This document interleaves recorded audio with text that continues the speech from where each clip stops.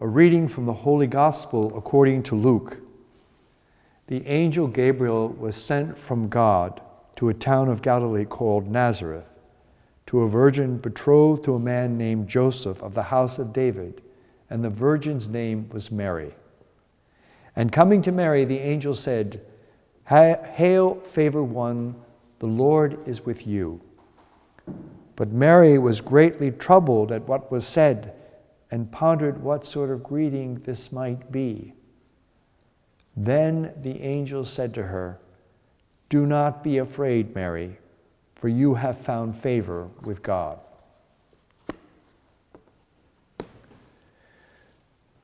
During World War II, not only the Jews, but also Catholics and other groups were persecuted by the Nazis, including disabled persons and gypsies.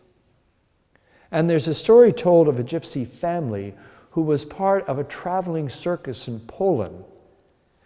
During one of their acts in the circus, a teenage daughter would jump from a very high wire with no net below, and her father would catch her. Now one morning, the father had gone out early, and the young girl was alone in the apartment building where they were staying in Poland. And a stranger came to the door and said to the little girl that he had a message from her father.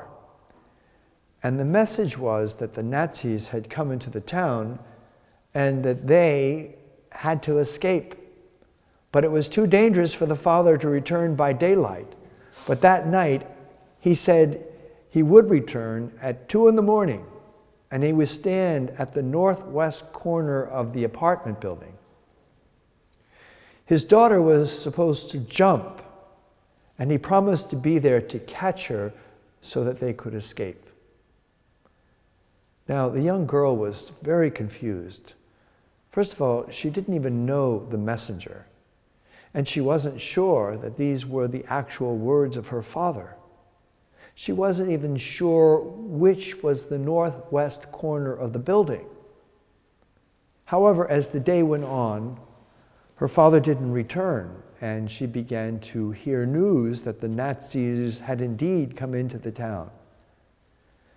So only having the word of her father's promise, at 2 a.m, she went to what she hoped was the northwest corner of the building, and she whispered into the darkness, "Father, are you there?" There was no answer. She jumped, and he caught her. I think this story speaks of a trust that is so strong and so complete that it's almost too hard to believe. But this young girl knew from her experience of the circus that her father was faithful to his promise. He had always been there to catch her. And now, in this particular event, with death as a real possibility, she had to trust him even more, beyond what she knew. This little girl's trust was very similar to Our Lady, who was a young teenager, probably just as old as this young girl. And that she too had to give and show a trust that is almost hard to believe. As you know, St. Alphonsus, the founder of the Redemptorists, wrote a beautiful book entitled The Glories of Mary.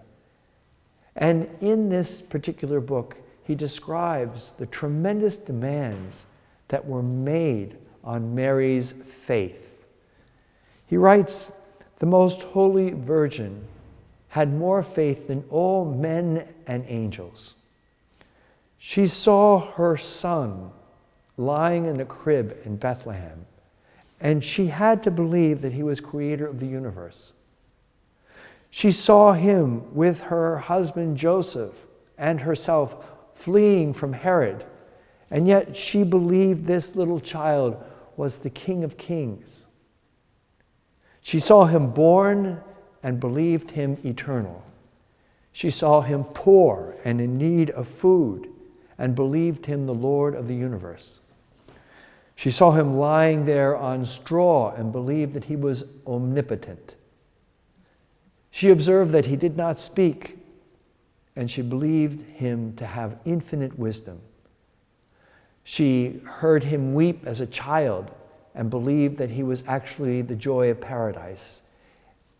And in conclusion, she saw him at death, despised and crucified. And although faith wavered in all the others, Mary remained firm in the belief that this was God's Son. You know, frequently I meet people who doubt that God is with them, or they find it hard to believe that if they let go, God will be there to catch them. What's amazing is some of these devout people are the very ones that begin to doubt the presence of God in their lives. And what I find is it usually takes them to regain their trust when I ask them a simple question. Hasn't God been with you in the past? And when I ask this question, they often stand there looking at me, thinking for a while, and then suddenly they say something like, you know, now that you mention it, each time I thought I couldn't go on, I found that something or someone helped me to do so. And I remember at the time feeling that God was right there with me. More often than not, God is more easily found by simply looking over your life or your week, your day, or saying, yes, God was there. Finally, God is more often a matter of simply being aware or simply remembering. You know, there are so many different petitions that we can offer to our Mother of Perpetual Help. But perhaps the most important request that we could make is that she would give us the gift of trust, the treasure of faith, so that through Mary's modeling as well as through her intercession, we too may really see Jesus in everything and in everywhere. O Mother of Perpetual Help, increase our faith.